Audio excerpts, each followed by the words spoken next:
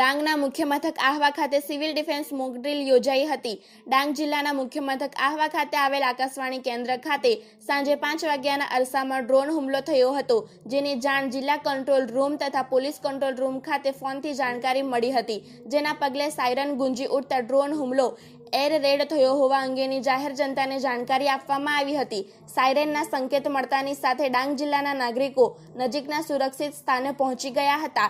જિલ્લાના આકાશવાણી કેન્દ્ર ઉપર એર રેડ હવાઈ હુમલાની જાણકારી મળતા સમગ્ર ડાંગ જિલ્લા વહીવટીતંત્ર એલર્ટ મોડ પર આવી ગયું હતું। જિલ્લા પોલીસ અધિક્ષક યશપાલ જગાણિયા, ઇન્ચાર્જ પ્રાંત અધિકારી Mehul Khat, DYSP SG Patil, disaster મામલેદાર RM મકવાણા તેમજ સુરક્ષા કર્મીઓ ત્વરિત ઘટના સ્થળે આવી પહોંચ્યા હતા। ગણતરીની મિનિટોમાં જ ફાયર ફાઇટરની ટીમો તથા સિવિલ ડિફેન્સની ટીમો, એમ્બ્યુલન્સ વગેરે આકાશવાણી કેન્દ્ર ખાતે આવી પહોંચી હતી। અહીં ડાંગ જિલ્લા પોલીસ, આરોગ્યની ટીમ અને આપદા મિત્રોની મદદથી મકાનમાં 40 જેટલા અધિકારી કર્મચારીઓને ત્વરિત બચાવ કામગીરી શરૂ કરવામાં આવી હતી, જેમાં 7 જેટલા કર્મીઓ ઇજાગ્રસ્ત થયા હતા।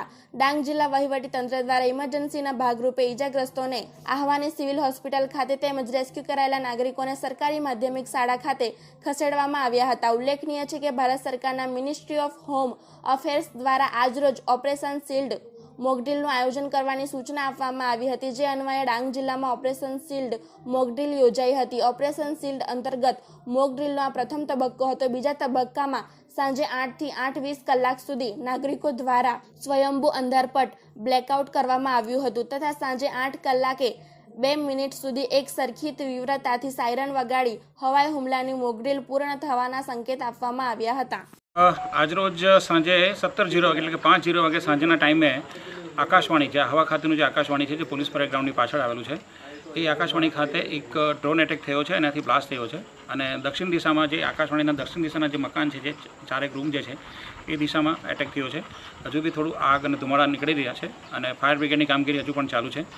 આ આકાશવાણી કેન્દ્રની અંદર થી લગભગ 17:00 બ્લાસ્ટ થતાં આકાશવાણીના કેન્દ્રના સંચાલકે તાત્કાલિક ડિઝાસ્ટરમાં ફોન કરતા એ ફોન પછી પોલીસ કંટ્રોલને આવતા એ પોલીસ કંટ્રોલરે પોલીસને જાણ કરતાં તમામ અધિકારીઓ તેમજ અલગ અલગ બોમ્બ સ્ક્વોડ છે, સાયબર ક્રાઇમના છે, ત્યાર પછી RSI હેડક્વાર્ટરના જે બધા જવાનો છે તાત્કાલિક એલર્ટ થઈને ડોગ સ્ક્વોડથી લઈને તમામને લોકોને એલર્ટ કરવામાં આવ્યા હતા। હોસ્પિટલ ખાતે પણ ડિઝાસ્ટર મેનેજમેન્ટ દ્વારા જાણ કરવામાં આવી અને તેમજ એ સિવાયના બીજા કેટલાક જે સિવિલિયન કર્મચારીઓ પણ અહીંયા આવી ગયા હતા।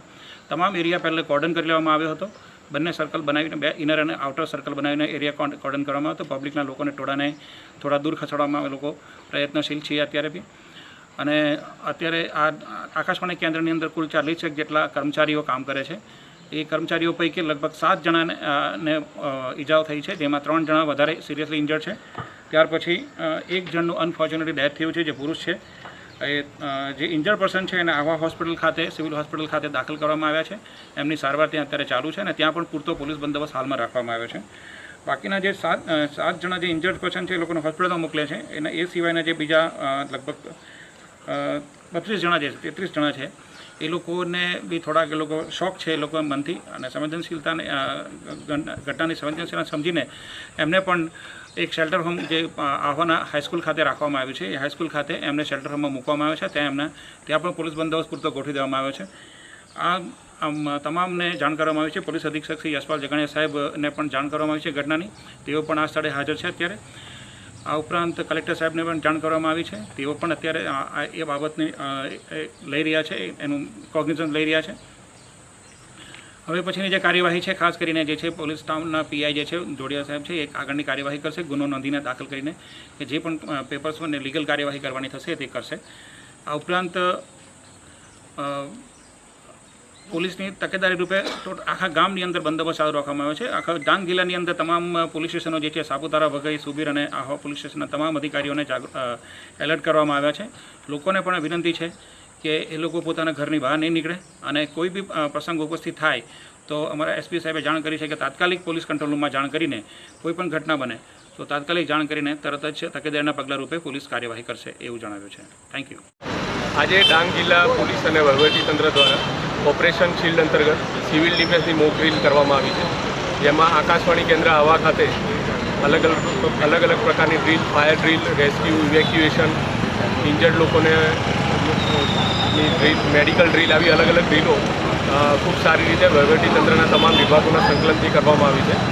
વધુમાં આહવા ટાઉનમાં સાંજે 8 થી 8:30 સુધી સંપૂર્ણપણે બ્લેકઆઉટ થાય એની ડ્રીલ પણ કરવામાં આવી, જેમાં આહવા ટાઉનના તમામ પ્રજાજનોએ ખૂબ સારો સહયોગ આપીને સદંતર બ્લેકઆઉટ કરી અને તંત્રને ખૂબ સારો સહયોગ આપ્યો છે. તે બદલ વહીવટીતંત્ર વતી હું આહવાના પ્રજાજનોનો આભાર માનું છું.